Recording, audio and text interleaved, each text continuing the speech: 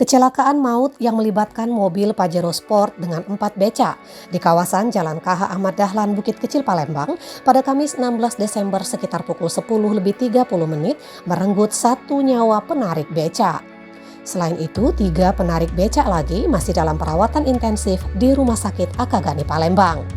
Korban meninggal dunia diketahui bernama Samsudin, 58 tahun. Abu Bakar, kakak kandung korban, ketika ditemui di Rumah Sakit Akagani mengatakan adiknya itu mengalami luka di bagian pinggang dan perut kanan. Abu Bakar yang tinggal di Jalan Aibtu Awahab, Lorong Sawah, Kelurahan 15 Ulu, Jakabaring mengungkapkan sehari-hari adiknya bekerja sebagai tukang becak bermotor atau bentor.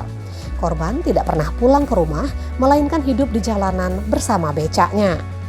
Jenazah korban akan dibawa ke rumah Abu Bakar terlebih dahulu sebelum dimakamkan.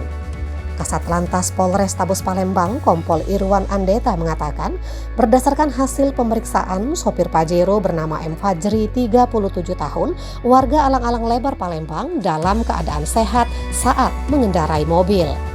Irwan juga menepis isu yang beredar ditemukan narkoba dalam mobil tersebut.